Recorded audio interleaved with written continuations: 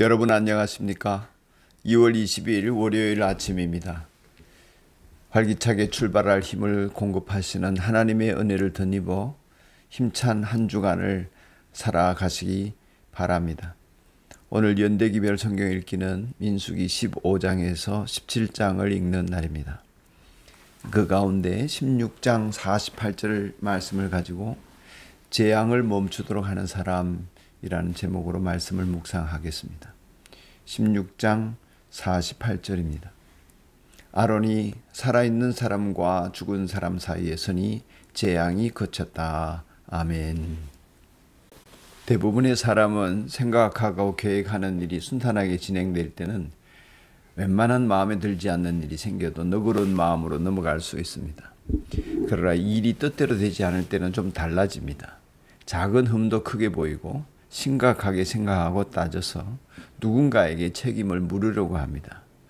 그 일에 대해서 불평과 시비거리로 삼고 싶어 하는 것이죠.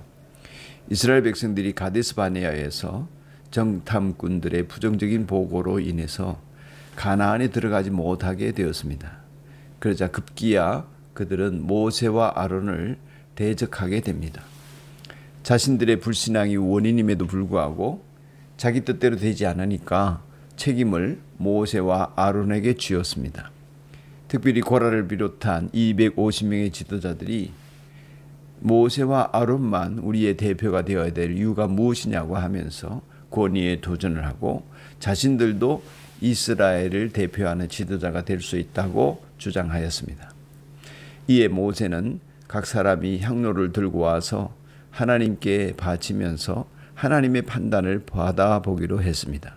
그런데 그 결과 채 하나님의 판단을 받기도 전에 향을 바치도록 지목된 아론을 제외하고는 250명의 이스라엘의 반역한 지도자들 모두가 불에 타 죽는 비극이 생겼습니다.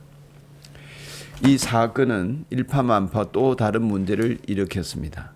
이스라엘 백성들은 이 일로 회개하기보다는 모세와 아론 때문에 지도자들이 죽었다고 항거하였습니다. 결국 하나님께서는 250명의 죽음에 그치지 않게 하시고 모세와 아론을 격리시키면서 회중 전체를 전염병으로 멸하시겠다고 하셨습니다. 이 상황에서 아론은 모세의 지시대로 급박하게 자신이 하나님께 바치던 향로를 들고 죽을 각오를 하고 산 사람과 죽어가는 사람 사이에 섰습니다.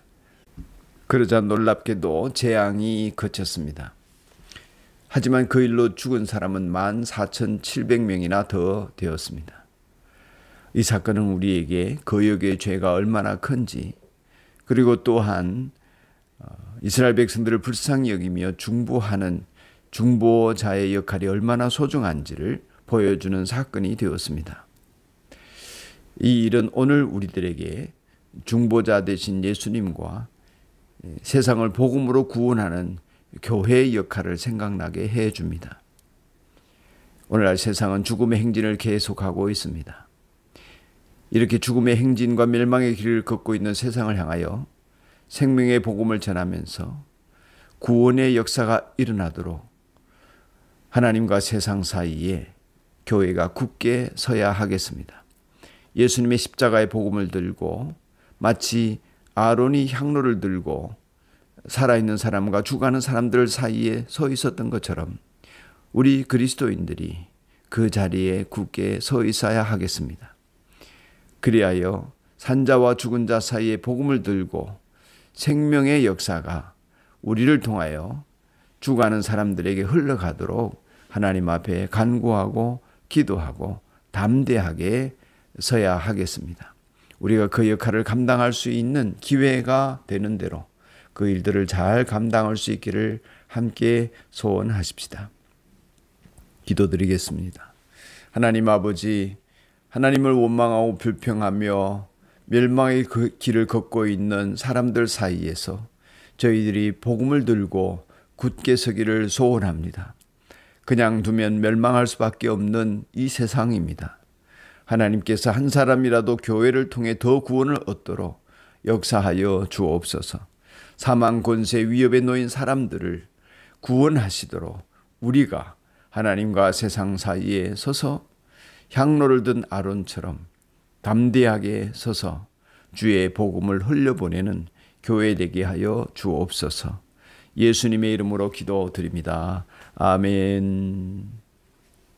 오늘 합심 기도는 월요일은 자녀를 위해 기도하는 날이고 르완다 황상일 선교사와 말라위 박성조 선교사를 위해 기도하는 날입니다.